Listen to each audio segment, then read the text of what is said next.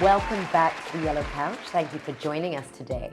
So today I have a very special guest. They're always special, but this one's extra special. We have with us none other than Ambassador Pamela O'Donnell, who is, she has many titles, by the way. We're going to demystify all your roles, but she is the Canadian High Commissioner to Tanzania, Seychelles and Zambia, but also the Ambassador to Comoros at Global Affairs Canada. So welcome, Balozi. So good to have you with us. My pleasure. And thank you for making the time. I'm sure you're very busy and have lots going on, but here you are on the Yellow Couch with us, looking fabulous, matching. I hope this was intentional. It was. Yeah. Yeah. I was like, what do I have with yellow in it? Yeah, looks amazing. So my first question has got to be to do with your title. Maybe you can just demystify for us, what is the difference between a High Commissioner and an Ambassador? It's a great question because I'm pretty sure that nobody knows, unless you're a Commonwealth country. So if you're a Commonwealth country and you're operating in another Commonwealth country, then you have the High Commissioner title. But it's the same job function as an ambassador. Okay, so an ambassador and a High Commissioner are on the same level. It's Yes. just to do with the Commonwealth Yes. difference. Thank you. Now I know. I've learned something already. So tell us about, what is the day in the life of an ambassador or a High Commissioner? What do you do? Okay, well, so my primary role is to promote Canadian interests in my countries of accreditation. Okay, what is that? That could be anything sort of across the map. So on one occasion, it might be meeting with a Canadian company that is investing in Tanzania, finding out what their challenges is, and then looking at how, do they need me to talk to the government? Do they need me to call the government and ask to get them a meeting with the government? It's sort of responsive to things like that might be going on with Canadian clients. It's also sort of outreach to Tanzania, what we really do is look for opportunities. So we look for things where we might have mutual interests where we can work together. And so gender equality is one of them, for example, right? It's a big priority for the government of Canada, a feminist foreign policy, a feminist international assistance policy. It's like, okay, here's an area, surely we can find ways to work together. So we do. So there's those interests, and then there's the sort of global objectives, like working to achieve the Sustainable Development Goals, or combating climate change, or some of these things. Okay, how might there be ways that we could work together? And then there's looking at multilateral issues. So do Canada and Tanzania have things in common that we would work together on the Human Rights Council, or the United Nations, or within the Commonwealth, for example. So we're looking for opportunities to collaborate. And then, of course, there's managing an office. So we have about 70 people. Wow. And so we have to keep things running. And we're looking at efficiency and value for money and how can we do things the best way possible. We're always very cognizant of values and ethics and creating an environment that is free of harassment, that kind of thing. So it's all of those things make up my day. Lot. When do you sleep? Very late at night.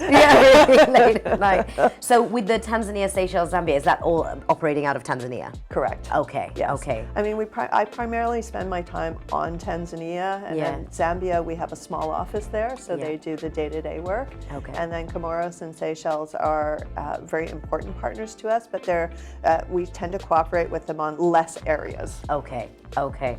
Wow. So your job sounds very varied and interesting, kind of exploring different opportunities for collaboration and partnership, but also supporting whatever is already going on, working alongside the government, but also Canadian interests within the respective countries. It's a lot. It's a lot. But it's super interesting. And the great thing about being an ambassador is you do have a little leeway to interpret what's Canadian interests and where are those opportunities that I feel like I can make a difference. Yes. And I'll give you one example. It's because I used to work on peace and security issues back in Ottawa. And we worked on our Women, Peace and Security National Action Plan, and I did a lot of work on that. And then Tanzania was starting to have conversations about should they have a National Action Plan on Women, Peace and Security. So it was one of the things where I spoke at a couple of occasions and I talked about our experiences, and we use some of our local funding to help them get the process started. And so you're looking for things, but you're sometimes capitalizing on perhaps some personal experience that you had where you have something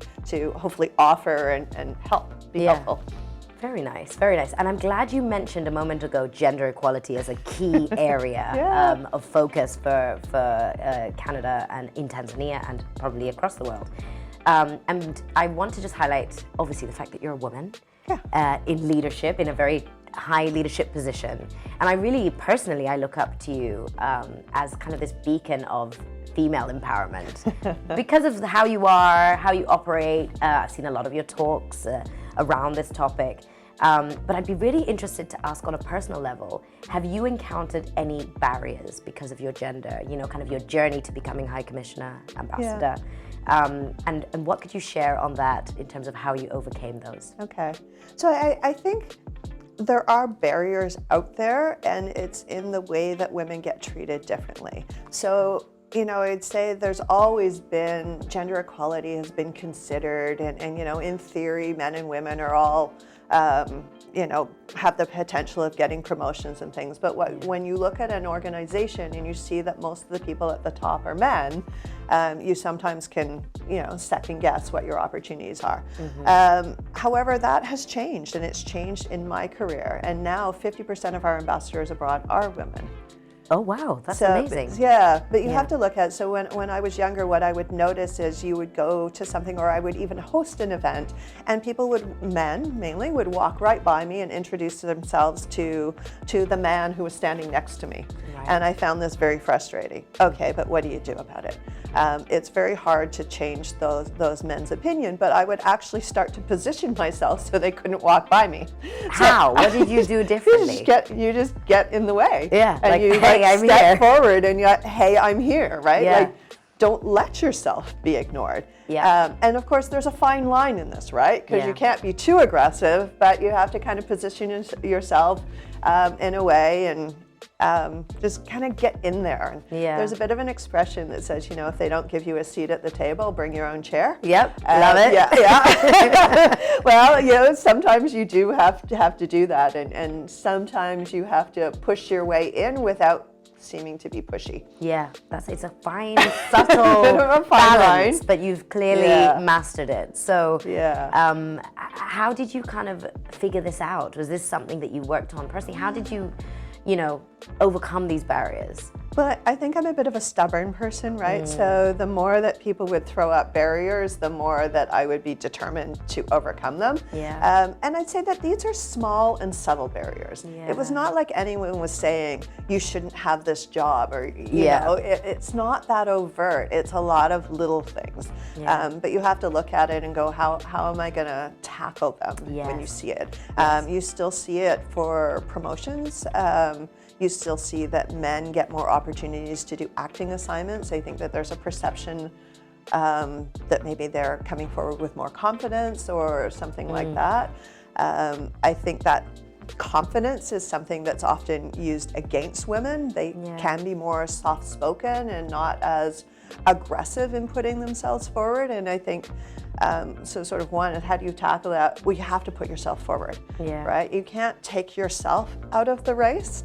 So I think that's one way of getting around those barriers. And just, you know, knowing that you have the law on your side is really helpful, right? True. I mean, we have laws that say that you can't discriminate. And so sometimes you have to remind people of that. But as I say, it's usually not that overt. It's the subtler things that you have to tackle. Definitely. And I think you mentioned bias there, which is really important and really interesting. And as we all know, the theme for International Women's, I call it month, not day, or year, was breaking the bias.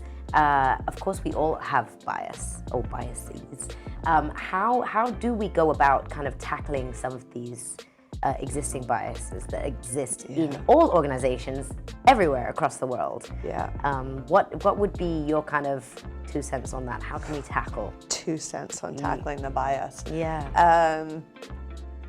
I think breaking those stereotypes. I mean, women are often told they're not confident enough. There's an assumption that women care more about work-life balance and being home for the kids. There's an assumption that they don't want a job where travel might be required.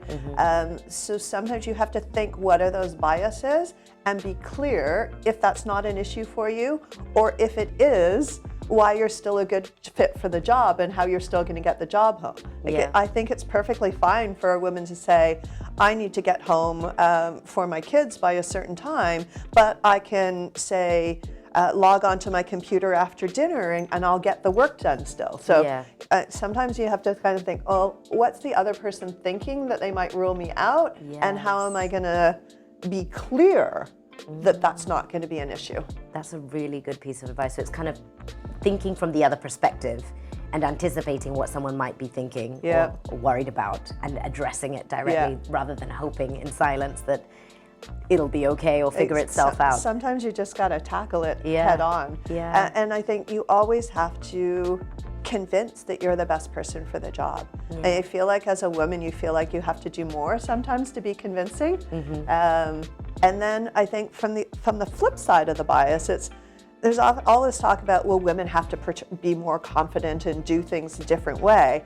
Well, actually, the system needs to change so that diverse ways of doing things are respected. Because I think the evidence is quite clear that organizations that have more diversity in the way that they do things, in people's appearances, in all of that, they are more effective. It creates a stronger organization when there's diverse views, when people can express those views, and when people are capable of doing things in different ways. And so I would challenge the people in the decision making to check yourself and think, well, do I want a carbon copy of me or a carbon copy of everybody else, or do I want somebody that brings something different to the organization? Yeah, brilliant. And they say the best leaders are the ones that have people around them that are different to them. Because it actually brings more creativity. Exactly. Yeah. So you don't want a mini-me. You want somebody that has a different perspective that we can bring it together and be better. Yeah. So what would you say on kind of the notion that you talked about confidence, right? Confidence being a key trait in success or success in leadership. How do we kind of tackle this perception or this bias around, or stereotype maybe I should say, of women have less confidence than men? What does that really mean? So I don't think that women necessarily have less confidence. They may express themselves differently, which is different. I mean, and it depends on the culture very much, but I think as people grow up, boys are encouraged to be more outspoken, and girls that are more outspoken are told that they're bossy, and boys that are outspoken are told that they're good leaders. And so what have you done? You've taught women to be quieter about it. Boys might talk over girls, and it seems to be accepted, but nobody says anything. So I think we have to respect that there are differences. But then for the women out there, I mean, we know that the perception of confidence can be a big factor. So my strategy is fake it till you make it. Even if you don't feel that confidence, put it on a little bit. It's a little bit, it's your posture, it's your attitude, and you might not feel it. And I'm not saying don't be genuine, because there's a bit of a tension there, right? You want to be yourself, but sometimes you have to be a little more outgoing. And I would say that I'm naturally more introverted, but most people don't realize that because I just go out there. It's also self-fulfilling. The more you go out there and put yourself out there and you get positive feedback, the more confident you are and the more inclined you are to do it. So you have to start somewhere. And you have to put yourself out there. Yeah, you do. It makes logical sense, because it's like training any muscle, whether it's your brain or something in your body. You've got to do to actually achieve that or overcome whatever it is that you might need to overcome. So it's about getting out there, having the courage, and dialing up. I had a few little tricks. So when I was younger, sometimes as diplomats we have to go to receptions.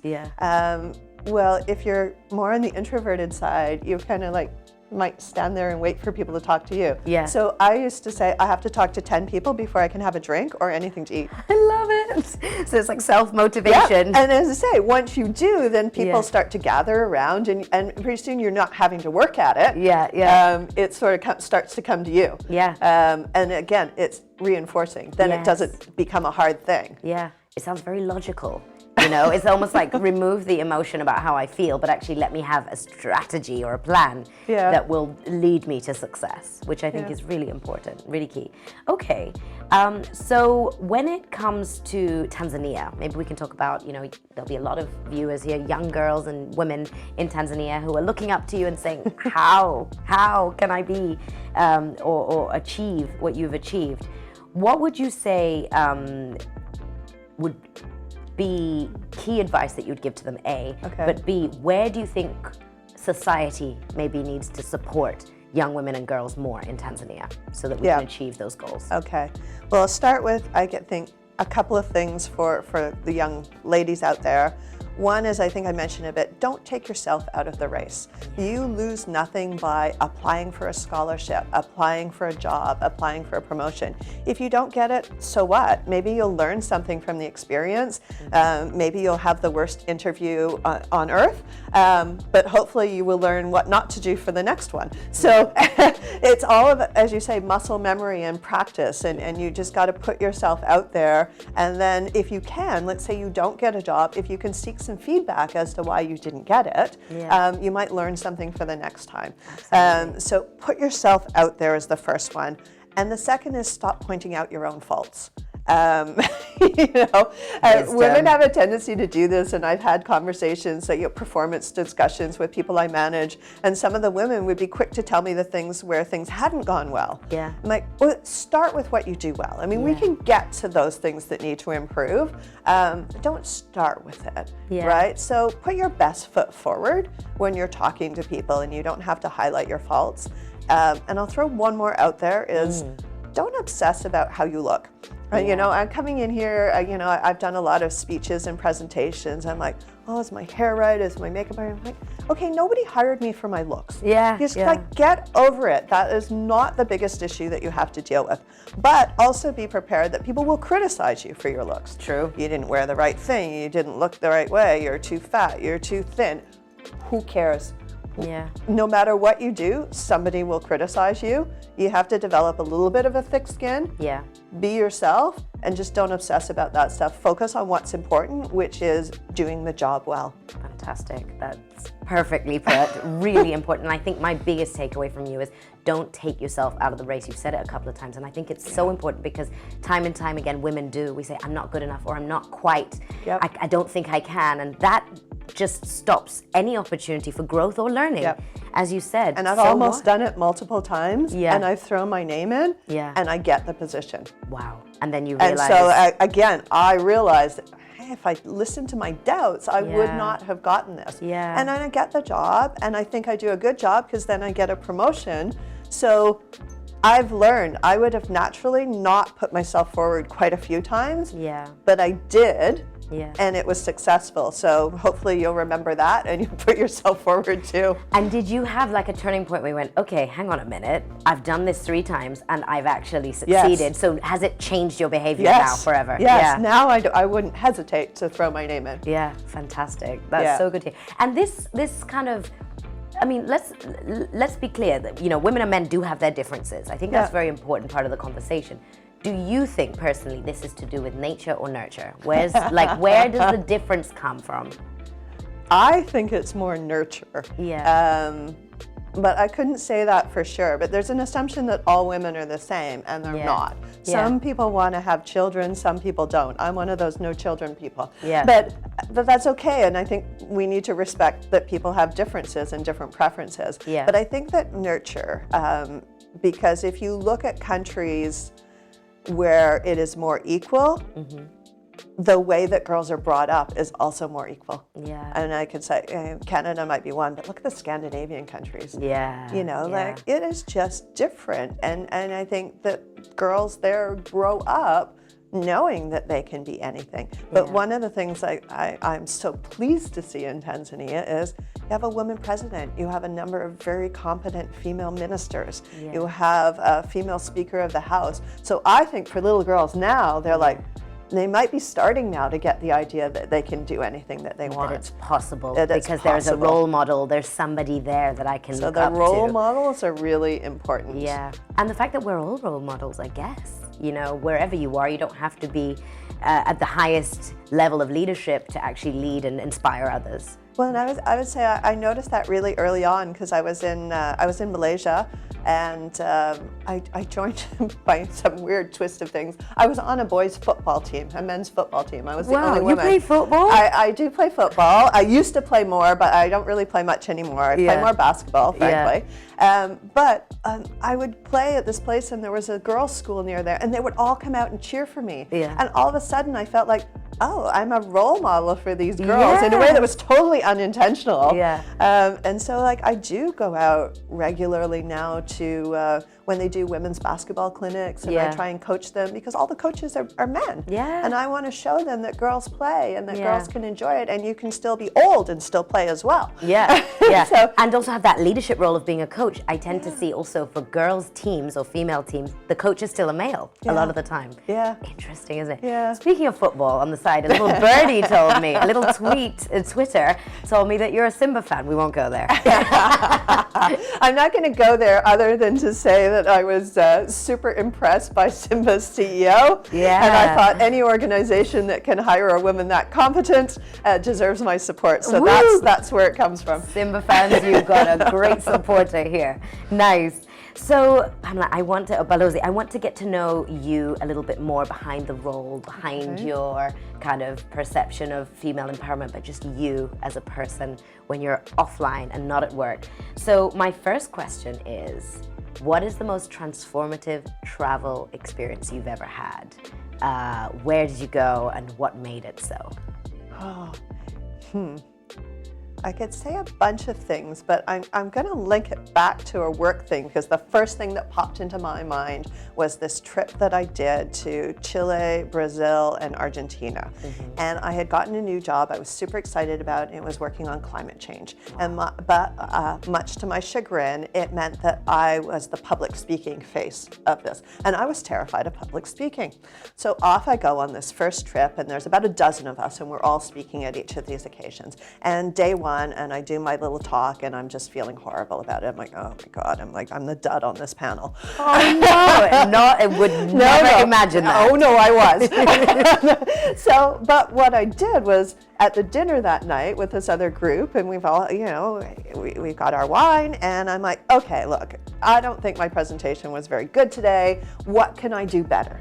And people gave me all kinds of feedback, and it was a very open conversation. And they gave me all kinds of things. And then the next day we go to Brazil, and I walk in, and it's this massive auditorium. It's like 200, 300 people. And I noticed a few things that helped me. I'm like, okay, everyone's watching the screen, which was a PowerPoint presentation. So I'm like, they're not actually looking at me. And then there was simultaneous translation. So, they're not even listening to me. I'm just like a dot down there on the stage in this big thing. And I took what people had told me. They're like, stand up and talk and use your hands and be animated. And I did these things. And after the presentation, someone came up to me and they went, oh, you're such a great public speaker. Wow. And I was like, okay, for the first time in my life, I was like, oh, maybe I can do this. You can learn it as well. You can learn it. That's the wonderful thing. And so, you know, maybe I tricked myself into a few pieces of that. But again, that kind of fake it till you make it. Like, get out there and do it. But also that ask people for feedback. So key. And if you ask people in a genuine way, it's not like you're saying, tell me all the things I do wrong. It's like, what could I do better? Yes. And we can always say that, right? Because otherwise we get stuck saying, well, this is me. I don't do public speaking. But you overcame it. That's the way. And it's not like I'm saying I'm a great public speaker, because I still very much feel like I'm not. But now I feel like, okay, I can do it. Which is a very big change. So it was transformative, but not necessarily for where I was, but for the experience. For you. Fantastic. Thank you for sharing. My next get to know you question is, what is the riskiest or the biggest risk you've taken in your life to date? That's a big one, isn't it? Should I say skydiving? Oh my gosh, yes, I would never skydive. How was it and where was it? It was in Canada, and it was before I went on my first posting. Yeah. And I rounded up a group of people. It was something I've always wanted to do. Yeah. And I got up there in the plane, and the first person jumped, and I was like, oh my God, it's not this gentle float down experience. The person like literally just dropped like a rock out of sight. And I was like, oh, and what am I doing next? And then my turn came, and I have to say it was really hard to get out of the plane, but since I had been the ringleader of this little expedition, you had to. I did it, and it was so awesome. Yeah. So you do it again? Have you done it again? No, I haven't, but I've always wanted to do it again, and I think I will. I'm going to do it when I retire. I'm going to go back and do some more skydiving. Amazing. It was super fun. I hear you can skydive in Zanzibar now. I heard, so you could do that. But yeah, you talk about risks. I'm a bit one of those adrenaline junkies, right? Yeah. So I like go out whitewater rafting. I went in Zambia. I went to and the Zambezi River in Zambia, whitewater rafting, and I used to go rock climbing and stuff like that. So. You sound like a very outdoorsy person. Yeah, definitely. And tell us about your babies, the dogs. So I said I'm not a children person, but I'm definitely a dog person. Yeah. And I pick up dogs on all of my postings, and they're always rescues. Yeah. I believe everybody should, adopt a dog, and they're very great company. And they go with you from posting to They post. go with me, so I'll adopt them, and they will Wow. become international travelers, and they'll usually make it through about 3 postings before they die, because dogs live about 10, 12, maybe 15 years. So my last Canadian dog died here, but I now have 3 Tanzanian dogs. And then they will be with you for the rest of their lives. Me. That is lovely. Silly question alert. Do dogs have passports and need visas? So they do get doggy passports that has all of their vaccination I records. can't actually believe it. They're not official government issued passports. Okay. They're usually issued by the vet. Yeah. Yeah. Okay. They do need them to travel. Don't know why that's made me laugh, but it has. But my dogs have passports. That is cool. And do they get like diplomatic plates and No, all of that? I'm afraid not. They have to go through all the usual process. Cool. I've learned something new today again. Okay, and one last question from me, because I think sadly we're running out of time, and this is such a great conversation though. But what do you love best about your life? I think what I really take strength from is the opportunity to meet all of these people around the world and realize that for all people's differences, we're more alike than we are different. Yeah.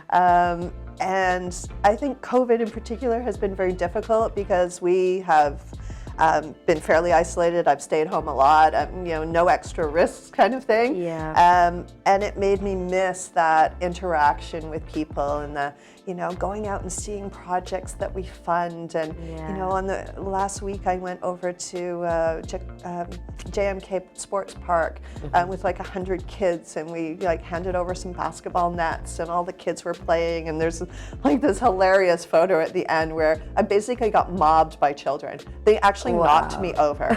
So they were like, okay, let's get a photo, and I went to squat down with the kids, and they were like shoving each other out of the way to like sit on my lap and on top of me, and I ended up like on the ground, and it was just so hilarious, but at the same time it was like just the joy of people. Yes. That we sometimes miss, and I think through COVID you sort of get in the habit of staying home or not interacting as much, but that is the beauty of the world, is the people in it. And I'm going to say one final thing is Tanzania, the people are so warm and lovely. I mean, I love the people in Tanzania. I mean, in Africa generally, but I'm living here in Tanzania, and the experience has been really wonderful because the people are wonderful. Yeah, true. Very true. And that human connection is so important. So important. Wonderful. Well, thank you so much for your time, Balozi Pamela. It's really been a pleasure to talk to you. As I always do, I'd like to give you the final word. So maybe if you could just leave us with a final thought or a nugget of wisdom or a key takeaway from your side that our viewers can I'm going to stick with the gender equality theme, because I'm going to say to all of those girls and women out there, don't let anybody tell you can't do something. Go out and do it. Prove them wrong. Put yourself out there and don't give up, because you not everybody's going to be successful every time, and that's just part of life. It's how you pick yourself up and how you learn from it and how you keep going. So don't give up, and you can do it. Case in point, here she is. She did it, so can you. Thank you so much for your time. Thank you all for watching. I hope you enjoyed our episode today. Please don't forget to follow us on our YouTube channel, which is at empowerlimited. Subscribe and follow and comment. We want to hear your reflections and your feedback on how you found this episode. But you can also follow us on our socials. We're on Instagram, Twitter, Facebook, and LinkedIn at empowerlimited. Thank you for your time and see you next time.